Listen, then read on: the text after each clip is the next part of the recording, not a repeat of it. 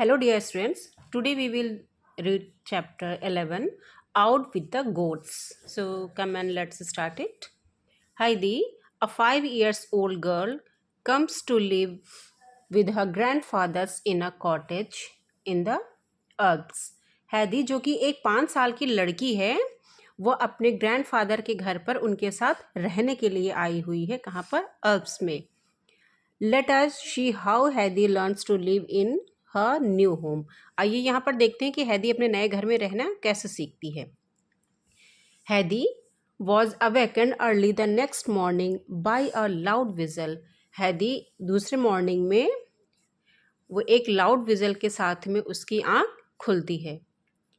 The sun was shining through the window and falling in golden rays on her bed and as she open her everything seemed glowing with gold। जो सन था वो बहुत चमक रहा था और उसकी जो गोल्डन रेस थी वो विंडो से होते हुए उसके बेड पर आ रही थी। और जब वो अपनी आंखें खोलती है, कौन? हैदी जब अपनी आंखें खोलती है तो वो देखती है कि सारी चीज़ें वो बिल्कुल गोल्डन कलर में या सुनहले रंग में उसको दिख रही थी। हर चीज seeing gleaming gold with gleaming with gold, मतलब बिल्कुल सुनहरे रंग में सारी चीज़ें उसको अपने रूम की दिख रही थी। ऐसा क्यों? क्योंकि जो सन की जो रेज थी, चमकीले बिल्कुल शाइनिंग सन जो था उसकी जो रेज थी वो कमरे में जहाँ जहाँ पड़ रही थी तो उस वजह से सारी चीज़ें बिल्कुल गोल्डन उसको दिख रही थी। She looked around her in astonishment and could not imagine for a while where she was. वो चारों तरफ अपने देखती है और थोड़ी देर जो है वो सोचती है कि वो कहाँ पर है। उसको बिल्कुल इस समय याद नहीं आ रहा होता है, वो बिल्कुल खो सी जाती है कि वो कहाँ पर आ गई है। But her grandfather's deep voice was heard outside and then Heidi began to recall all that had happened. लेकिन जल्द ही उसके ग्रैंडफ़ादर की डीप आवाज़, मतलब एक गंभीर आवाज़, चूँकि उसके ग्रैंडफ़ादर एक ओल्ड मैन थे तो जो है उनकी जो गंभीर आवाज़ थी वो बाहर से आती है। और फिर हैदी को सारी चीज़ें रिकॉल मतलब होता है सब कुछ उसको दोबारा से वापस आना, उसके माइंड में सारी चीज़ें रिकलेक्ट होती हैं कि क्या हुआ था। She felt very happy as she woke up in her new home and remembered all the many new things that she had seen the day before and which she would see again that day। वो बहुत ही ज़्यादा खुश थी जागने के बाद जब उसने अपने नए घर को देखा और उसने याद किया कि एक दिन पहले उसने सारी चीज़ें जो देखी थी उस घर में और फिर से वो उन चीज़ों को दोबारा से देख रही है। हैदी jumped quickly out of bed and ran outside the hut। हैदी जो कि खुशी से बेड पे अपने बेड से जंप करके बाहर आती है दौड़ते हुए। There stood Peter with his flock of goats and her grandfather was just bringing his 2 goats out of the shed to join the others। वहाँ पर पीटर खड़ा हुआ था। पीटर को आप मान सकते हैं कि उसके ग्रैंडफादर का वो एक सर्वेंट होता है जो कि अपने गोट्स के फ्लॉक मतलब होता है जो बकरियों का झुंड होता है, उसको फ्लॉक द गोट्स बोलते हैं। तो वो अपने गोट्स के झुंड के साथ में खड़ा होता है और हैदी के ग्रैंडफादर अपने शेड में जाके वहाँ से अपनी 2 बकरियाँ निकाल कर लेके आते हैं और उनके जो है और बकरियों के साथ में उसको ज्वाइन कर देते हैं। हैदी ran forward to wish good morning to him and the goats। हैदी तेजी से दौड़ती हुई आती है और अपने ग्रैंडफादर को मॉर्निंग विश करती है और साथ में गोट्स को भी विश करती है। Do you want to go with them on the mountain? क्या तुम माउंटेन जाना चाहती हो? माउंटेन पर इनके साथ में जाना चाहती हो? Asked her grandfather. उसके ग्रैंडफादर ने उससे पूछा। नथिंग कुड हैव प्लीज्ड हैदी better and she jumped for joy in answer. हैदी के लिए तो उससे खुशी की तो कोई बात और दूसरी हो ही नहीं सकती है। तो जैसे बच्चे क्या होते हैं कि वो आंसर नहीं करते हैं बातों में, वो क्या करते हैं खुशी के मारा जब उनके मन की कोई भी चीज़ होती है तो वो बिल्कुल खुशी से उछल पड़ते हैं। तो बिल्कुल हैदी ने भी ऐसे जो है कोई भी आंसर नहीं किया लेकिन वो खुशी से उछल पड़ी। But you must first wash and make yourself tidy. लेकिन उसके लिए तुम्हें सबसे पहले अपने आप को वॉश करना पड़ेगा और खुद को व्यवस्थित करना पड़ेगा, साफ सुथरा करना होगा। The sun that shines so brightly overhead will ills laugh at you for being dirty। नहीं तो जो सन है, जो कि तुम्हारे सर के ऊपर चमक रहा है, जो सन, वो तुम्हारे ऊपर हंसने लगेगा कि तुम कितनी गंदी हो। जैसे जो है, जो बड़े होते हैं वो बच्चों को कोई भी काम करने के लिए ऐसे सीधे स्ट्रिक्टली ना बोल के उनको बहला के कोई काम जब कराना होता है, तो बच्चे ऐसे, बड़े जो होते हैं वो बच्चों को ऐसे ही कोई किसी न किसी चीज़ से उनको कंपेयर कर देते हैं। She I have put everything ready for you, and her grandfather pointed as he spoke to a large tub full of water। और उन्होंने कहा, देखो मैंने तुम्हारे लिए सारी चीज़ें तैयार रखी हुई हैं। और जो उसके ग्रैंडफादर होते हैं वो एक पानी से भरे टब की तरफ उसको इशारा करके बोलते हैं। Hedy run to it and began splashing and rubbing till she quit glistened with cleanliness sorry. हैदी रन दौड़ के वहाँ पर जाती है और अपने आप को अच्छे से रब करके और मतलब साफ सुथरे हो जाती है। और students, what is the meaning of glisten? Glisten meaning is shown.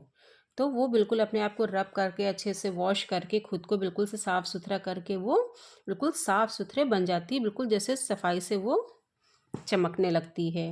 Grandfather went inside the hut calling to Peter to follow him. Grandfather hut के अंदर जाते हैं और पीटर को बोलते हैं कि उनको फॉलो करें, मतलब उनके पीछे आए। The old man said the child can not drink milk as you do from the goat, she is not use to that. उस बूढ़े आदमी ने कहा कि जो बच्ची है वो तुम्हारी तरह दूध, बिल्कुल गोट से डायरेक्टली तुम्हारी तरह दूध नहीं पी सकती है। जो पीटर था वो क्या करता था कि वो डायरेक्ट गोट से ही दूध पी लेता था, लेकिन जो बच्ची थी अभी वो इन सब चीज़ों की यूज़ टू मीन्स होता है किसी चीज़ के आदी होना या अपने हैबिट में वो चीज़ लेके आना। तो वो पीटर को बता रहे थे कि वो जो हैदी है वो तुम्हारी तरह डायरेक्ट गोट से दूध नहीं पी पाती है, वो इन सब चीज़ों की हैबिचुअल नहीं है या उसको इन सब चीज़ों की आदत नहीं है। You must milk 2 bowlfuls for her, for she is going with you and will remain with you till you return this evening। तुम्हें उसके लिए 2 बॉलफुल्स मतलब होता है 2 बॉल में दूध भर के उसको लेके उनके लिए जाना था। इसके लिए, हैदी के लिए। She is going with you, वो तुम्हारे साथ जाएगी और तुम्हारे साथ ही रहेगी और तुम्हारे साथ ही वो शाम को वापस लौटेगी। Okay, take care she does not fall over any of the rocks, do you hear. और वो कहते हैं कि तुम्हें इस चीज़ का ख़ास ध्यान रखना है कि वो किसी भी रॉक से वो गिरना नहीं चाहिए। डू यू हेयर, तुमने इसको सुना है, तुम ये सुन रहे हो। वो बहुत उसको स्ट्रिक्टली बोलते हैं पीटर को, उसके ग्रैंडफादर, कि तुम्हें उसका किस तरह से केयर करनी है। हैदी नाउ केम रनिंग इन, और हैदी दौड़ती हुई अंदर आती है। Will the sun laugh at me now grandfather, she asked anxiously. वो अपने ग्रैंडफादर से बहुत उत्सुकता से पूछती है कि क्या अभी सन मेरे ऊपर हंसेगा।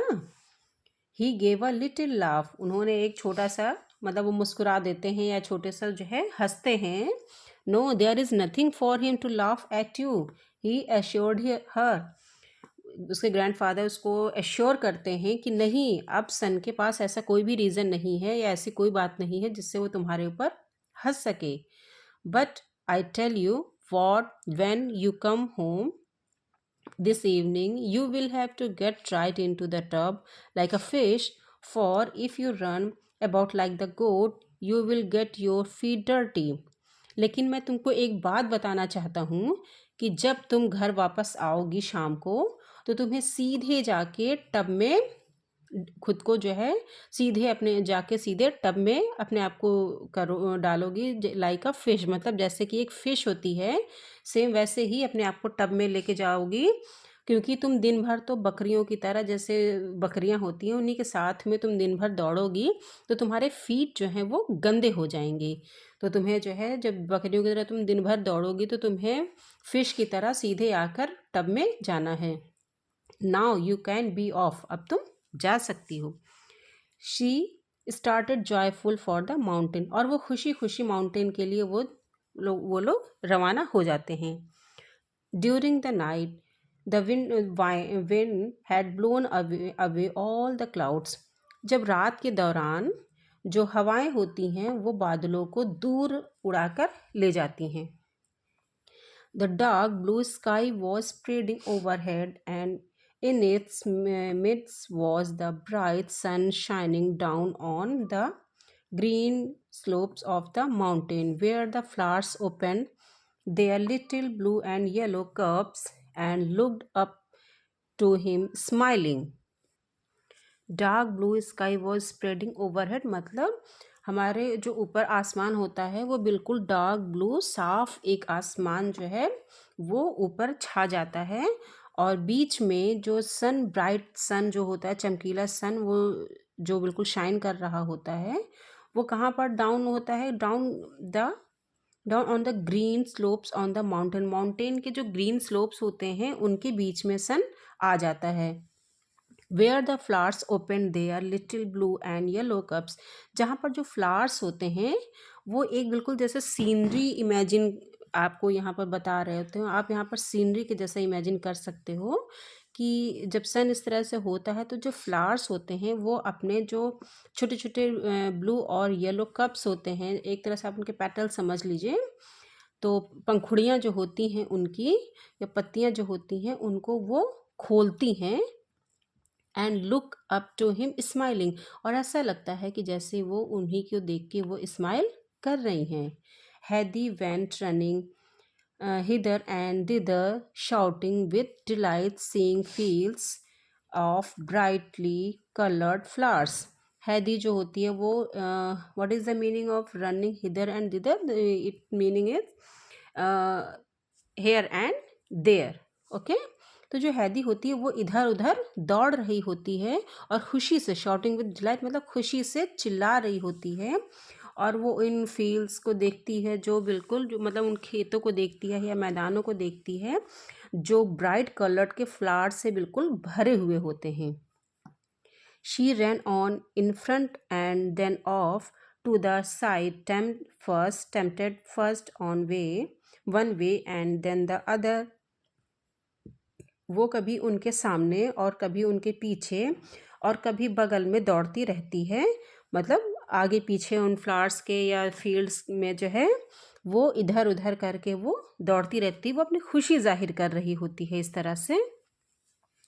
And all the while she was filling her little apron with flowers, for she wanted to take them all home so that she might make her bedroom look just like the meadows outside। और वो उन सारे फूलों को जो वहाँ पर जो है वो फील्ड में देख रही होती है, कलरफुल जो फ्लावर्स होते हैं, वो उन फूलों को अपने एप्रॉन में, जो भी उसने अपना एप्रॉन पहना होता है उसमें वो उनको फिल कर लेती है। सब फूलों को प्लग करके वो अपने एप्रॉन में उनको भर लेती है। और वो ऐसा चाहती है कि जब वो वापस घर जाए तो वो अपने बेडरूम को बिल्कुल वैसा ही सजाए, वैसा ही अपने बेडरूम को बनाए उन फ्लावर से, जैसे कि वो बाहर उन मेडोज़ को बाहर वो देखती है। मेडोज़ मतलब होता है जो घास के मैदान जहाँ पर ढेर सारे कलरफुल फ्लावर्स होते हैं, तो उनको हम जो है मेडोज़ बोलते हैं। तो वो सेम उसी तरह से जहाँ पे वो घूमती है इस समय उन कलरफुल गार्डन में, तो सेम अपने बेड को वो फ्लावर्स ले जाके वैसे ही उनको बनाना चाहती है। Peter had therefore to be on the alert, और पीटर चूँकि उसको इतने इंस्ट्रक्शन उनके ग्रैंडफादर ने दिए थे हैदी के, तो वहाँ पर वो बिल्कुल अलर्ट होके रहता है, क्योंकि उससे तो जो है गोट को भी जो है वॉच करना था और साथ में हैदी का भी केयर करना था। The goats were as lively as Heidi, they ran in all directions जो गोट्स थी वो बिल्कुल जो है हैदी की तरह ही, जैसे हैदी बिल्कुल इधर उधर फुदक रही थी, घूम रही थी, तो ऐसे ही जो गोट्स थी वो भी बिल्कुल जो है खुशी से, जिंदा दिल आप कह सकते हैं, जिंदा दिली से वो इधर उधर चारों दिशाओं में, मतलब ऑल डायरेक्शन में, सभी जो है दिशाओं में, सभी डायरेक्शन में गोट्स भी दौड़ रही थी। Peter had to follow whistling and calling and swinging his stick to get all the runways together again. Peter ने अपने विजल से उन सबको फॉलो किया और उन सबको बुलाया, और जो उसने स्टिक ली थी उनके ज़रिए जो है उन सभी को एक साथ में इकट्ठा किया।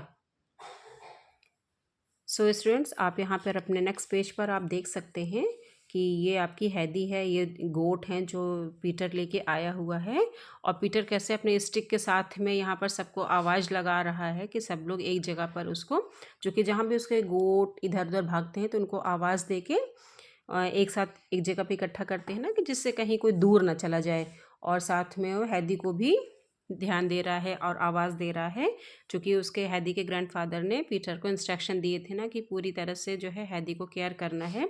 वो चूँकि वहाँ पर अभी नई थी तो ज़्यादा उसको नॉलेज भी नहीं थी ना हैदी को उस जगह के बारे में, इसलिए पीटर को बहुत अलर्ट रहना पड़ रहा था हैदी की वजह से। Where have you got to now Heidi, he called out. Peter ने आवाज़ लगाई कि हैदी तुम इस समय पर कहाँ हो। Here's call back to voice from somewhere, और कहीं से आवाज़ आती है कि यहाँ हूँ। Peter could see no one, for Heidi was seated on the ground at the foot of a small hill thickly overgrown with sweet smelling प्रूनेला।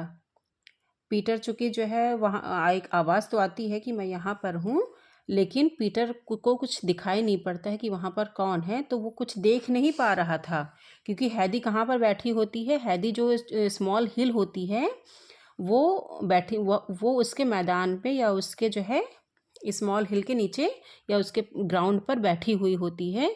और वो स्मॉल हिल जो होता है थिकली ओवरग्राउंड विद, मतलब होता है कि वो पूरा भरा हुआ है किससे, स्वीट स्मेलिंग प्रूनेला। प्रूनेला जो है स्टूडेंट्स एक फ्लावर का नेम है, तो वो बहुत ही और प्रूनेला फ्लावर की स्मेलिंग जो होती है वो बहुत स्वीट होती है, ऐसा लगता है कि मतलब कोई परफ्यूम किसी ने डाल दिया है, इतनी स्वीट स्मेल होती है प्रूनेला की। तो वो जो हिल होती है वो पूरी उस फ्लावर से भरी हुई होती है। The whole air seemed filled with its fragrance, and Hedy thought she had never smelled anything all so delicious. जो पूरा वहाँ की जो पूरी हवा होती है, उस हिल पे जो पूरी हवा होती है वो किससे फिल हुई होती है, वो उसकी खुशबू से फिल हो जाती है, भर मतलब उस हवा में उस फूल की सुगंध भर गई होती है। और हैदी सोचती है कि उसने तो कभी इतनी अच्छी स्मेल और किसी भी चीज़ की इतनी प्यारी स्मेल तो उसने नहीं देखी थी। She sat surrounded by the flowers, drawing in deep breaths of the scented air. वो उन फूलों के बीच में बैठी हुई होती है, या फिर वो जहाँ बैठी होती है वो उन फूलों से घिरी हुई होती है, और अब एक लंबी सांस लेती है, जिससे कि जो मतलब हवा है, हवा में जो मीठी मीठी खुशबू है या प्यारी सी स्मेल है वो बिल्कुल उसको फील कर सके, उसको ले सके। Come along here call Peter again. Peter ने फिर से कहा कि यहाँ पर आओ जल्दी।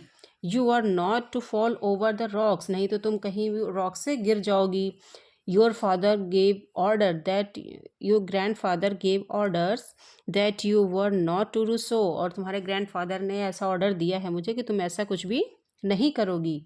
Where are the rocks she asked Heidi, answer him back. और हैदी ने उसको दोबारा से आंसर दिया कि रॉक्स कहाँ हैं। But she did not move from her seat, for the scent of the flowers seemed sweeter to her with every breath. लेकिन चूंकि वो जो है उसने वहाँ से उसको रिप्लाई तो कर दिया, लेकिन वो वहाँ से आती नहीं है, वो उस जगह से हिलती नहीं है जहाँ पर कि वो बैठी होती है। और जो फूलों की वो सुगंध होती है उसको वो जो है बिल्कुल हर सांस में उसको और भी ज़्यादा वो उसको मीठी या अच्छी लग रही होती है। Up above, right up the above. We have a long way to go yet, so come along and won the topmost peak of all, and old birds of prey sits and croaks. Peter उसको कहता है कि तुम ऊपर पहाड़ी पर, ऊंचाई पर जो है, चूँकि हम लोग इतने दूर चले आए हैं, तो अभी जो है तुम जो ऊपर पहाड़ी है उसके ऊपर जो चिड़िया, शिकारी चिड़िया यहाँ पर रहती हैं, जो कि बर्ड्स ऑफ प्रे होती हैं, कि ऐसी बर्ड्स होती हैं जो दूसरे अपने खाने के लिए और अदर्स एनिमल्स को जो है मतलब अदर एनिमल को वो अपना भोजन बनाती हैं, तो उनको बर्ड ऑफ प्रे कहते हैं, मतलब शिकारी चिड़ियाँ एक तरह से होती हैं। तो वो उनको मना करता है कि ऊपर जो टॉप मोस्ट होते और हिल है वहाँ पर शिकारी चिड़ियाँ रहती हैं, तो तुमको वहाँ से वापस आ जाना चाहिए। That did it, Heidi immediately sprang to her feet and run up to the Peter with her apron full of flowers. और इसने काम कर दिया, मतलब जो पीटर ने उसको ये चीज़ समझाई, तब जो है ये इसके लिए, हैदी के लिए ये शब्द काम कर गए, और वो जल्दी से दोबारा जो है अपने तेज़ी कदमों को बढ़ाते हुए वो दौड़ती हुई पीटर के पास आती है, और अपने जो उसका एप्रॉन होता है जो कि फूलों से वो भरा होता है, उसके साथ में वो दौड़ती हुई पीटर के पास चली आती है। You have got enough now, said the boy as they began climbing up again together. Boy यहाँ पर स्टूडेंट्स पीटर के लिए यूज़ किया गया है, तो बॉय ने कहा या फिर पीटर ने कहा है कि you have got enough now, मतलब आज के लिए तुमने बहुत ही कर लिया है, ये तुम्हारे लिए बहुत है, अब हम लोग जो है दोबारा से चढ़ना स्टार्ट करेंगे। You will stay here for ever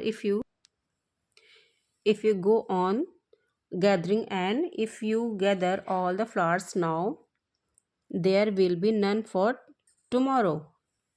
अगर पीटर ने फिर से उसको समझाया हैदी को कि अगर तुम जो है ऐसे ही जो है प्लक करती रहोगी, फूलों को तोड़ती रहोगी या उनको इकट्ठा करती रहोगी, तो हम लोग यहीं पर रह जाएंगे, फिर हम लोग वापस घर नहीं जा पाएंगे। और अगर तुम आज ही के सारे फ्लावर्स प्लक कर लेती हो, तो कल के लिए फिर क्या रह जाएगा, कल के लिए तो तुम्हारे पास कुछ भी नहीं रहेगा। This last argument seemed a convincing one to Hedy, and moreover her apron was already full.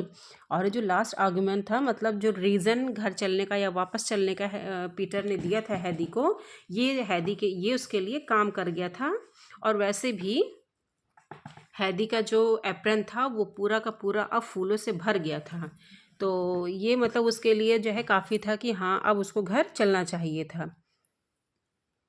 So she now kept up with Peter, and the goats also became more orderly in their behavior and climbed without pause.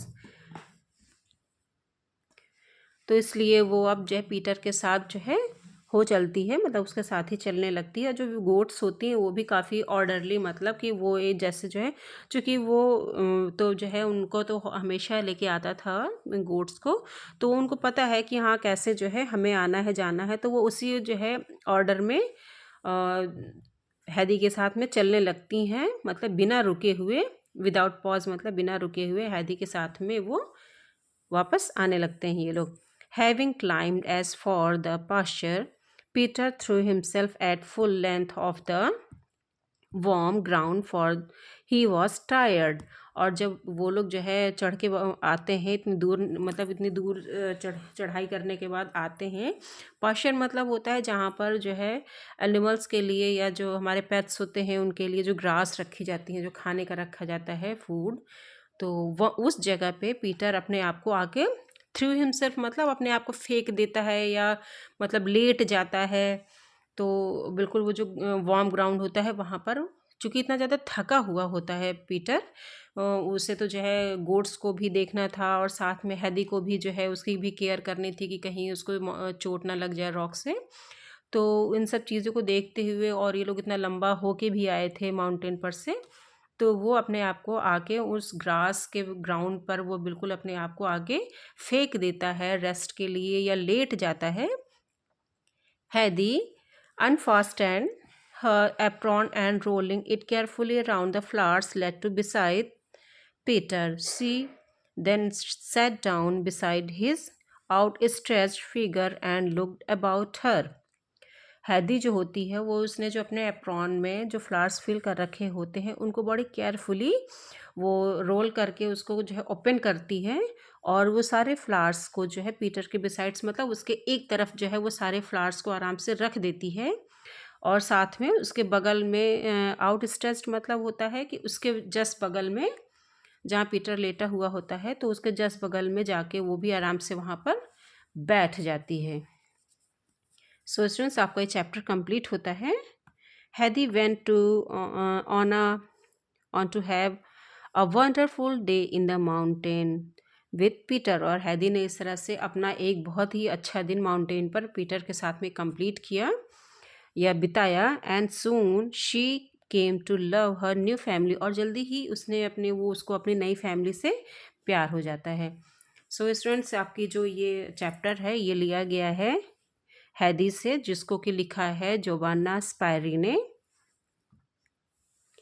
So students आपका chapter 11 out with the goats complete हो गए हैं। आपको मेरा chapter अगर अच्छा लगा हो, मेरा पढ़ाने का तरीका अच्छा लगा हो तो please like share and subscribe my channel. Thank you.